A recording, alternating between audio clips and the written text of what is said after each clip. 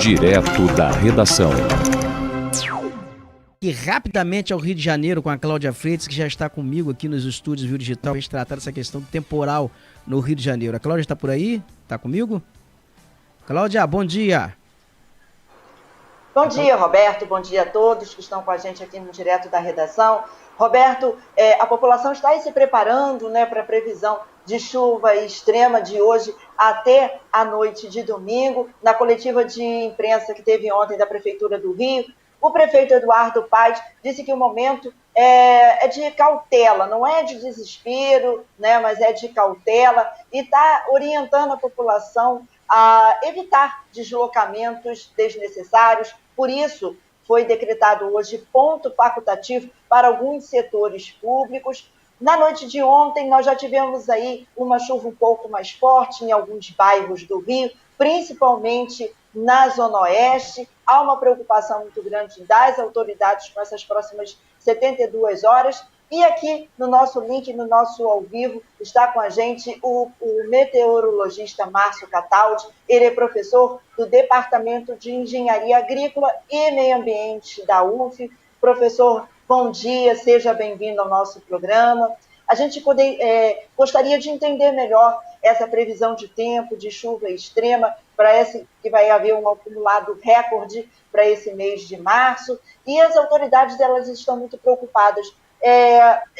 Traduz para a gente um pouquinho a preocupação aí das autoridades, se realmente isso justifica. Bom dia a todos e todas. Obrigado aí pelo convite para estar aqui falando.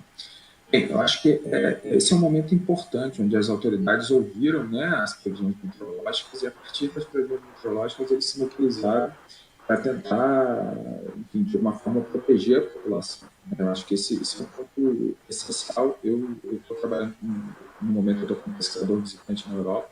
Isso aqui é muito comum, né? As pessoas, quando tem uma previsão, né, seja de tempestade, seja de furacão, seja de nevasca, as pessoas são aconselhadas pelas defesas civis, pelos governos, a ficar em casa, a beberem água, por exemplo, nos casos de ondas de calor. Então, isso é muito comum, né? Em outros países, no Brasil, infelizmente, nem tem. É importante a gente saber que isso é uma previsão, né? Então, a previsão sempre está sujeita a erros, né? Então, não significa que para ter 400 milímetros vai chover 400 milímetros. Isso não acontece. Nós estamos falando de um sistema extremamente complexo que é a atmosfera. Então, é uma previsão muito complicada, porque eu até fiz uma entrevista explicando um pouco sobre a herança do El Niño, né? A gente está saindo de um fenômeno chamado El Niño e saindo com outro fenômeno chamado La Niña. A herança do El Niño foi deixar um ambiente muito quente, né? Então o estado do Rio está muito quente, e agora a gente está chegando, e vem chegando uma frente fria já um pouco dentro dessa transição para La Niña, que é uma frente fria muito forte, passou muito rápido pela região sul, ocasionou muita chuva nos temporais, muito vento. O problema todo é que quando essa frente fria chegar no estado do Rio de Janeiro, ela vai meio que ficar ancorada, meio parada no estado do Rio de Janeiro, e a gente vai ter alguns pequenos sistemas que a gente chama de vórtices, né, os sistemas aí que acontecem em níveis médios da atmosfera, que vão atrair de forma muito abrupta a umidade do oceano para dentro do estado do Rio de Janeiro. Isso começa a acontecer hoje, provavelmente hoje já no período da tarde, a gente vai começar a ter esse transporte de umidade extremamente intenso. E assim, tanto a cidade do Rio, toda a região metropolitana, né, do Rio de Janeiro, ela está sujeita a chuvas, não só chuvas muito fortes, mas chuvas muito persistentes, né, para durar pelo menos até domingo, mas com grande chance a gente vai continuar com chuva segunda e terça. Mas pelas condições que a gente chama sinóticas, né, as condições atmosféricas mais específicas, o grande risco mesmo assim, de ter locais extremamente elevados está na região serrana, está também no centro-norte fluminense, na região de Campos, Rio das Ostras. Então, nessas regiões, a chuva realmente pode exceder os valores aí máximos já registrados durante o mês de março, pode passar 300, 400 milímetros. Para o Rio de Janeiro, região metropolitana, a gente tem uma perspectiva de uma chuva de 150, 200 milímetros, que quando a gente compara com a chuva da Serra, é até pouco, né? Mas isso é muita chuva, né? Chuva suficiente para ocasionar inundação, para ocasionar deslizamento, né, movimento de massa. Então, é um momento realmente que a população evitar deslocamento, né, a gente ter a parte, vou botar assim, da governança pública, né, também era importante, porque precisa limpar bueiro, precisa tirar lixo de rua, precisa ter todo esse trabalho também para evitar, né, o que a gente está vendo aí, esse tipo de inundação, né, que infelizmente acaba acontecendo sempre com o dimensionamento da drenagem, muito antigo, né, e também as sirenes, né, da Defesa Civil ajudarem as pessoas a saberem para onde elas precisam se deslocar em caso da gente ter um perigo de deslizamento. Então, o movimento de massa aqui, na verdade, a ideia é proteger vidas, né? O nosso trabalho como meteorologista, a gente faz previsão, né? E é importante se a gente conseguir nessa previsão salvar uma vida, já está valendo muito. Né? Então, acho que eu, particularmente, estou muito feliz, né, por estar vendo essa união aí do poder público com a ciência, né, com a meteorologia, para ouvir um pouco, né, essas previsões e tomar as decisões necessárias. E saber, porque você precisa saber se é uma previsão, se a previsão está sujeita a erros. Né? Infelizmente, no Brasil, a gente acha que previsão é uma coisa que tem que acontecer. Não é. Né? Previsão é uma estimativa e a gente tem que trabalhar com cautela. Né? Então, isso é importante. Mas a previsão é bastante crítica. Agora, a minha única pergunta aqui a fazer é a seguinte: essa dificuldade de deslocamento no Rio de Janeiro, essa situação toda, essa previsão, olha, todo mundo anuncia, eu acho que as autoridades, assim, prontamente, elas foram para o centro de operações, anunciaram, olha, fica todo mundo em casa. Nós vamos ter um período de outono que sinaliza o que? Um período mais quente, intercalado por estiagem e também intercalado por chuvas intensas. Esse evento, o que sinaliza, o que se prevê aí nessa temporada de outono, vai ser um evento isolado, vai ser nesse momento, ou nós temos assim uma previsão, ou dá para se imaginar que teremos outras tempestades nesse mesmo nível durante o outono?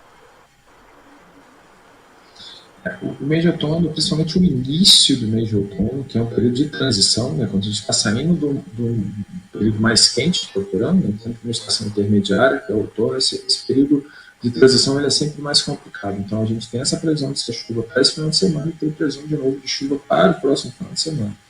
É claro que a chuva do próximo final de semana parece ser mais fraca, né, do que essa, e essa chuva agora deve persistir aí de pelo menos 3 a 4 dias, né? Então isso acaba sendo um complicador, a persistência da chuva, a intensidade e mais a persistência. No mês de outono, o período de outono, né, no mês de abril, à medida que ele for avançando, né, a gente tem uma tendência de começar a ter uma diminuição de chuva, né, e os meses de maio, junho, julho, agosto, até setembro são meses bastante secos, eventualmente com algumas chuvas no litoral. O risco maior de tempestades, né, o risco maior desse tipo de evento, tanto relacionado com a chuva intensa quanto a chuva persistente, está agora nessa transição, final de março e início de abril. Depois, a perspectiva é que a chuva diminui, as temperaturas também diminuem bastante. É justamente, professor, porque nós tivemos dias, estamos ainda num período muito quente, né, muito calor, e é justamente esse momento aí em que chega essa frente fria à cidade. Agora, pelo que o senhor falou, então, as regiões mais afetadas devem ser justamente a região, na verdade, mais afetada deve ser a região serrana do Rio de Janeiro, certo?